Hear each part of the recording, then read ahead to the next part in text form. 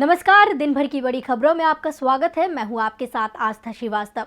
इस बुलेटिन में बात होगी पंजाब कांग्रेस में खत्म होती कलह की, हाईकोर्ट की टिप्पणी से मुश्किल में फंसती दिल्ली सरकार की, जानेंगे कृषि कानूनों को लेकर राकेश टिकैत ने क्या दिया बयान, संसद में चौथे दिन भी क्यों मचा रहा घमासान, जानेंगे राहुल गांधी ने अमित शाह से क्यों मांगा इस्तीफा, बीएसपी की रणनीति से बीजेपी क्यों हुई परेशान, और बुलेटिन के आखिरी में बात मोदी सरकार के दावों की खुलती पोल की।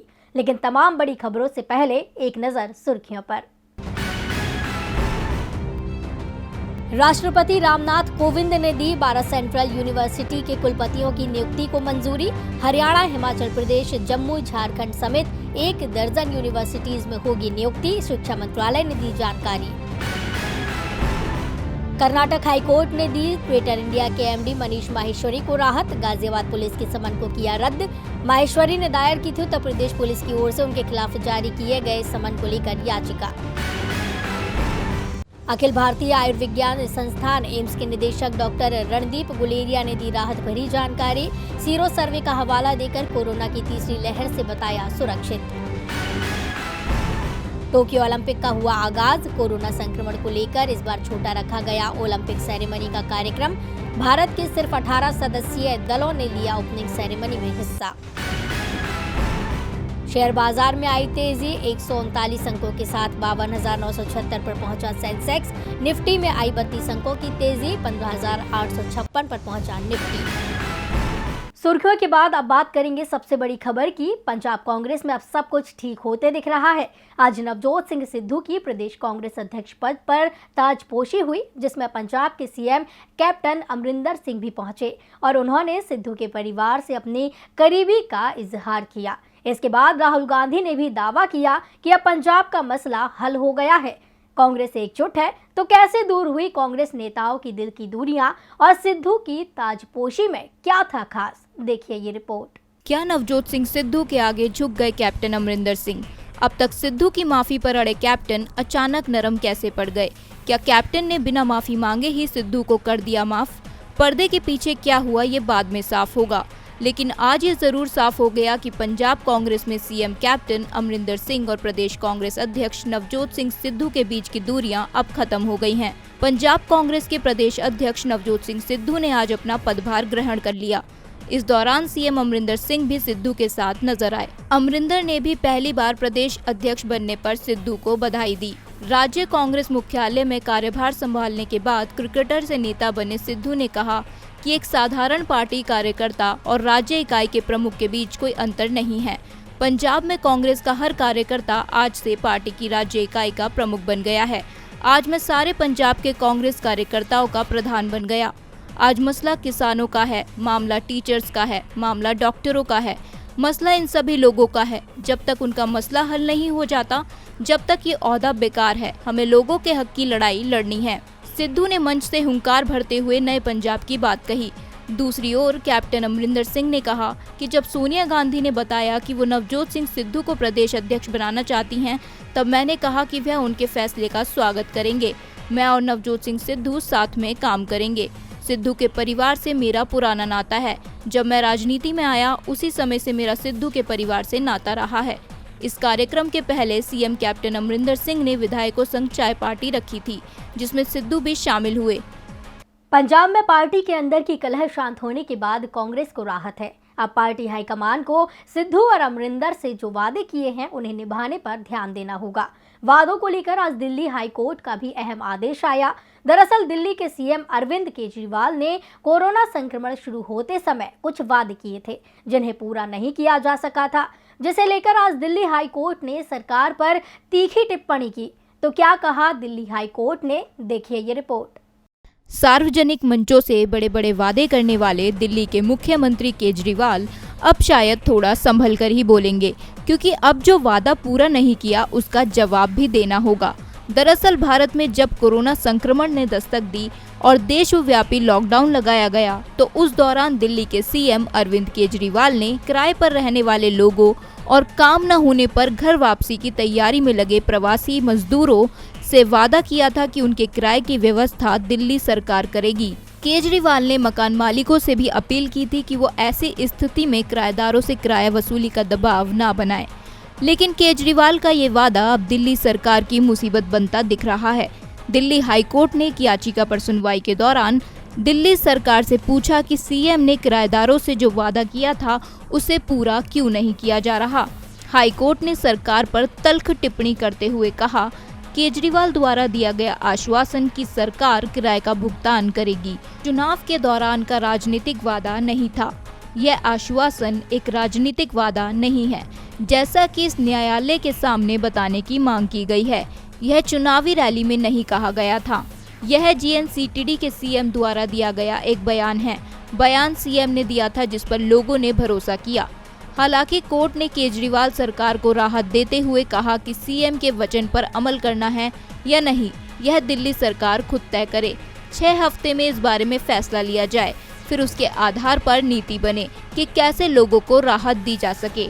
दरअसल केजरीवाल ने कहा था कि महीने 2 महीने के बाद ये कोरोना का सारा झंझट खत्म हो जाएगा। अगर कोई किराएदार गरीबी की वजह से आपका किराया नहीं दे पा रहा, मैं आपको आश्वासन देता हूं कि सरकार उसका भुगतान करेगी। लेकिन अब केजरीवाल का यह वादा उनके लिए मुसीबत खड़ी करता दिख रहा है। देखना होगा कि केजरीवाल इससे कैसे निकलते हैं। वादा राजनीतिक नहीं, एक मुख्यमंत्री के द्वारा किया गया था तो पूरा तो करना ही चाहिए। वैसे केंद्र और राज्य सरकारें वादे करने से कभी पीछे नहीं हटती। मोदी सरकार ने किसानों की आय दोगुनी करने का दावा किया था। किसानों की ना तो आय दोगुनी हुई और ना ही उनकी जिंदगी बदली। हाँ, कृषि कानून जरूर बदल गया, जिससे किसान नाराज है। लगभग 8 महीने से दिल्ली के बॉर्डर पर किसान आंदोलन कर रहे हैं। 2 दिन से जंतर मंतर पर किसानों की संसद भी चल रही है। इसे लेकर किसान नेता राकेश टिकैत ने मोदी सरकार पर निशाना साधा है। तो क्या कहा है राकेश टिकैत ने, देखिए ये रिपोर्ट। मोदी सरकार के 3 नए कृषि कानूनों को लेकर दिल्ली की सीमा पर किसानों का आंदोलन जारी है। यहां तक कि अब तो अन्नदाताओं की आवाज सड़क से लेकर संसद तक गूंज रही है। सरकार की बेरुखी को देखकर किसानों ने खुद ही संसद लगा ली है। बावजूद इसके केंद्र का कोई नुमाइंदा इनसे बात करने नहीं आया। उल्टा बीजेपी के नेता बेतुकी बयानबाजी कर रहे हैं।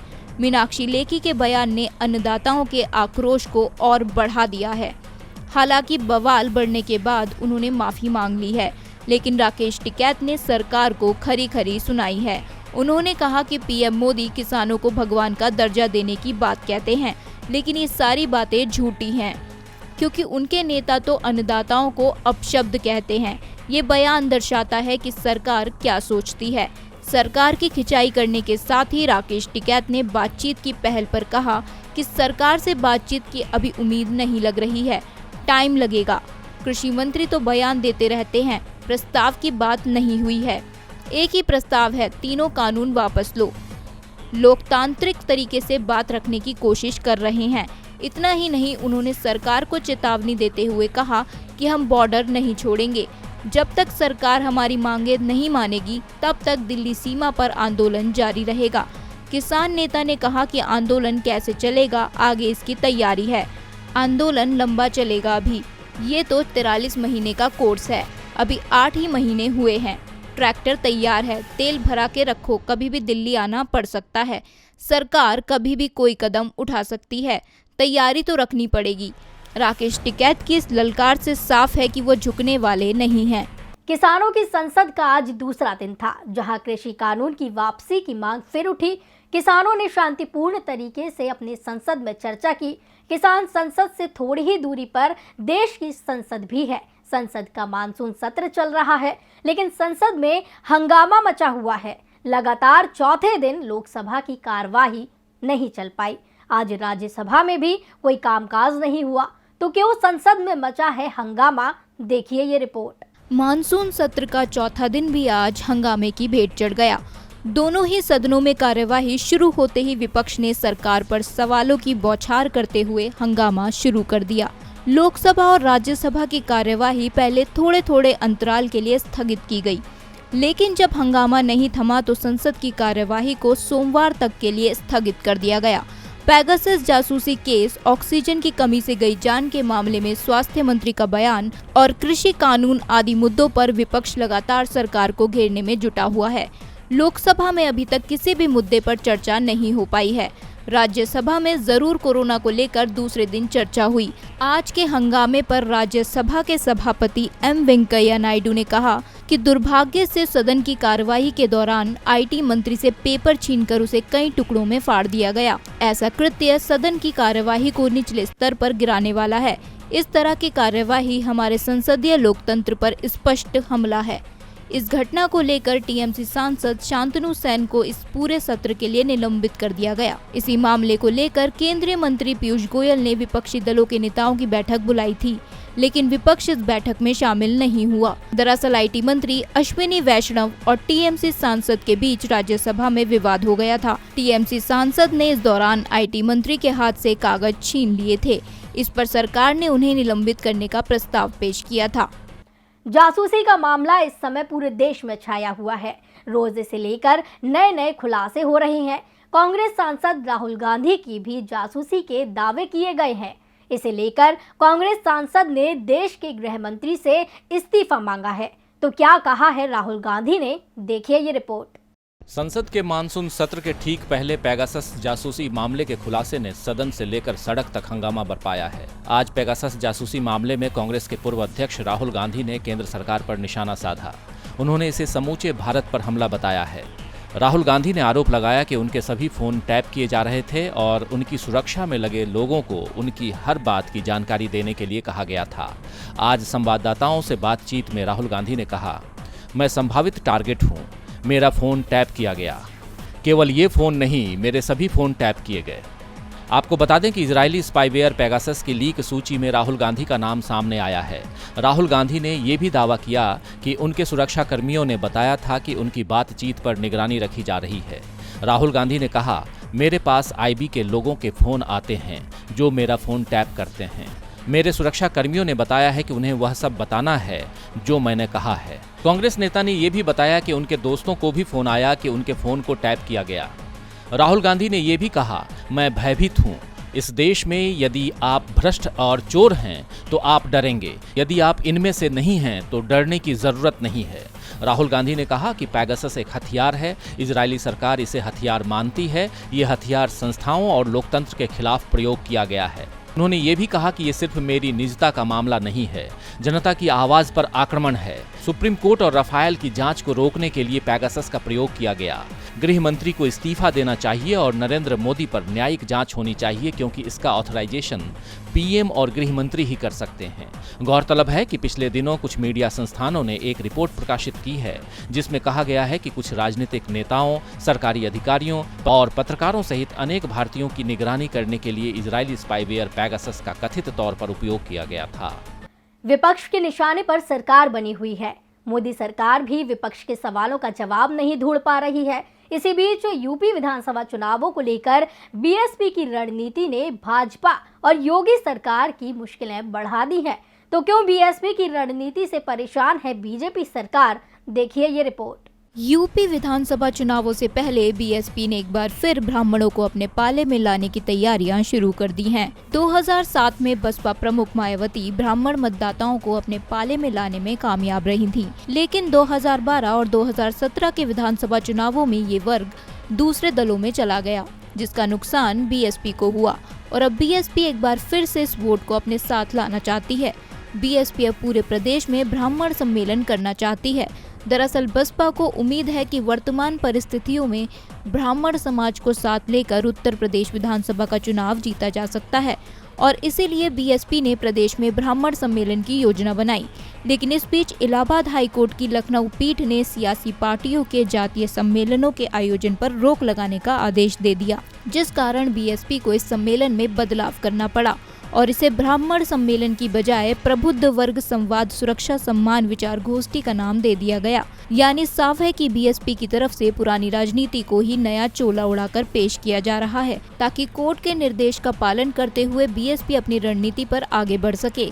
बीएसपी की प्रबुद्ध वर्ग संवाद सुरक्षा सम्मान की शुरुआत अयोध्या से हुई और पार्टी महासचिव सांसद सतीश मिश्रा ने इसकी कमान संभाल रखी है। सतीश मिश्रा ने अपने अभियान की शुरुआत हनुमानगढ़ी में बजरंगबली के दर्शन के साथ की।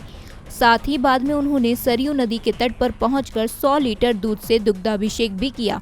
अयोध्या के बाद 24 और 25 जुलाई को अंबेडकर नगर, 26 को प्रयागराज, 27 को कौशाम्बी, 28 को प्रतापगढ़ और 29 को सुल्तानपुर में भी बीएसपी का ऐसा ही सम्मेलन होगा। और बुलेटिन के आखिर में बात अर्थव्यवस्था को लेकर बड़े खुलासे की। लंबे समय से देश की अर्थव्यवस्था गोते लगा रही है। जनता उम्मीद कर रही है कि स्थिति सुधरेगी, लेकिन हालात चिंताजनक बने हुए हैं, क्योंकि ना तो रोजगार है और ना ही व्यापार को रफ्तार है। लेकिन मोदी सरकार है कि इस सच्चाई को मानती नहीं है। मगर एक अमेरिकी रिपोर्ट ने ऐसा दावा किया है जिसने मोदी सरकार की पोल खोल दी है। मोदी सरकार ईज ऑफ डूइंग बिजनेस का दावा करती है, कहती है कि देश में व्यापार करना बहुत आसान है, लेकिन हकीकत तो कुछ और ही है, जिसे अमेरिकी रिपोर्ट ने बताकर मोदी सरकार की पोल खोली है। व्यापार करने के लिए भारत को अमेरिका अब भी सही जगह नहीं मानता है। उसका कहना है कि भारत व्यापार करने के लिए अब भी चुनौतीपूर्ण जगह बना हुआ है। उन्होंने अपील की है कि भारत में निवेश का आकर्षक माहौल पैदा करने के लिए निवेश की राह में आ रहे रोड़े और नौकरशाही बाधाओं को तेजी से कम करने की जरूरत है। दरअसल अमेरिकी विदेश मंत्रालय की report 2021 investment climate statements India में कहा गया है कि बढ़े हुए टैरिफ, खरीद नियम में प्रतिस्पर्धी विकल्पों को सीमित करना, बिना तर्कसंगत सैनिटरी और फाइटोसैनिटरी मानक अपनाना जैसे कई मुद्दे हैं जो भारत को व्यापार के लिए कठिन जगह बनाता है। इसके साथ ही ये भी आरोप लगाया गया है कि भारत का विशिष्ट मानक अंतर्राष्ट्रीय मानकों से मेल नहीं खाता है। भारत में वैश्विक आपूर्ति श्रृंखला से उत्पादकों को प्रभावी ढंग से बंद कर दिया गया है, जिससे व्यापार का विस्तार सीमित हुआ है। इतना ही नहीं, विदेश मंत्रालय की रिपोर्ट में कहा गया है कि महामारी की वजह से भारत के व्यापार पर गहरा असर हुआ है, जिससे विकास दर में भारी कमी आई है। ये रिपोर्ट साफ बयां कर रही है कि देश में स्थिति किस कदर खराब है। अब सवाल उठता है कि इसके लिए कौन जिम्मेदार है। अब तक की बड़ी खबरों में फिलहाल इतना ही। देखते रहिए डीवी लाइव। नमस्कार।